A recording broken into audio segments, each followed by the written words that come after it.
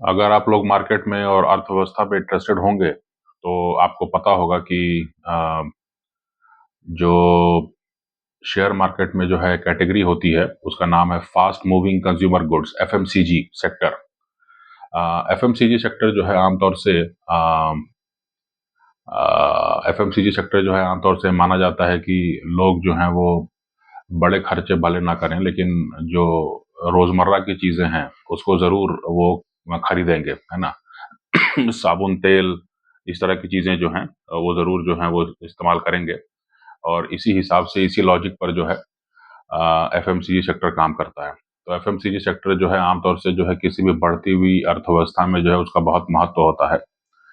अब जो खबर आ रही है वो ये है कि अ, जो एफएमसीजी सेक्टर है, एक ऐसा माना जाता है कि अगर आपके पास कहीं निवेश करने को ना हो तो भी आप एफएमसीजी सेक्टर में आप निवेश करके जो है काम चला सकते हैं। तो एक तरह का डिफेंसिव सेक्टर माना जाता है।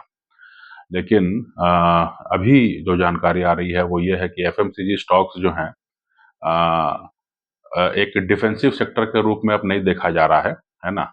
और जो है एक गिरते हुए बाजार में जो है ऐतिहासिक रूप में जो है पहले एक गिरते हुए बाजार में भी जो है एफएमसीजी शेयर जो है वो बने रहते थे अपने स्टेटस पर। लेकिन अब जो समझ में आ रहा है वो ये है कि अब जो मार्केट में जो बिकवाली आ रही है, इसमें जो एफएमसीजी जो इंडेक्स है, यानी एफएमसीजी के जो शेयर का पूरा एक सूची है, उस उसमें काफ़ी गिरावट देखी जा रही है ना? तो इसलिए एफएमसीजी से इंडेक्स जो है वो 13.6% जो है वो सितंबर के अंत से जो है वो डाउन है ना? जबकि इक्विटी मार्केट जो है वो अ, इसी पीरियड में जो है 8.7% जो है डिक्लाइन उसमें देखा गया है।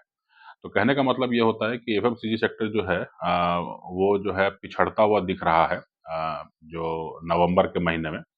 और इसका मतलब ये हुआ कि एफएमसीजी इंडेक्स इंडेक्स जो है वो अ,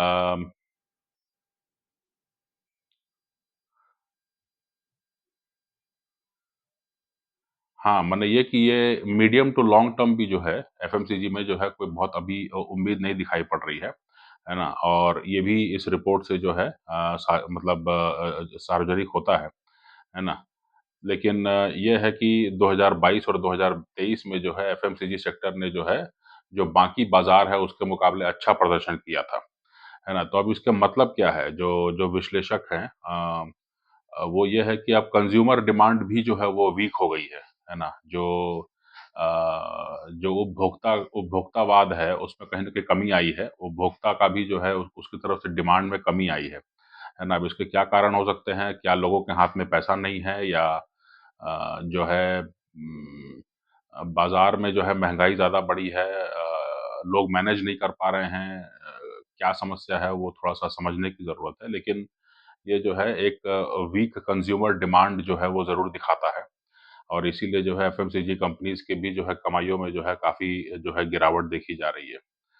तो अब ये भी है कि कुछ विश्लेषक जो हैं इस ये मान रहे हैं कि इस सेक्टर में जो है 1 तिमाही कम से कम, यानी आने वाले 3 महीने और जो हैं कम से कम जो है वो ऐसी ही कमी बनी रहेगी, ऐसे ही जो है गिरावट बनी रहेगी। अ, अब इसमें देखने वाली बात ये है कि क्या फूड इन्फ्लेशन जो है, यानी कि जो खाने की चीज़ों को लेके जो महँगाई है, उसमें अगर कमी आती है तो हो सकता है कि एफएमसीजी पिकअप कर जाए, है ना? तो वो देखने वाली बात है।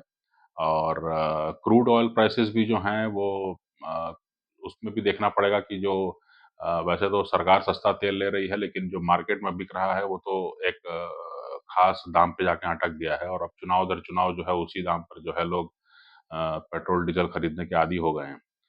तो इस तरह की बातें जो है तो कंज़्यूमर डिमांड जो है, एफएमसीजी सेक्टर जो है वो बेसिकली ये दिखाता है कि आपके रोज़मर्रा की चीज़ें जो आप खरीदते हैं बाज़ार से, है ना? उसमें जो है कमज़ोरी आई है। अगर एफएमसीजी सेक्टर में जो है कमज़ोरी आने का मतलब ये है कि आपके जो कंज़्यूमर डिमांड है, जो रोज़मर्रा की चीज़ें हैं, जो आप बहुतायत में खरीदते हैं, अपने पूरे परिवार के लिए खरीदते हैं, उन सब चीज़ों में जो है कुछ कमी आई है, ऐसा लगता है। हाँ, अब जो है इसमें ये इसका एक प्रमुख मुद्दा है।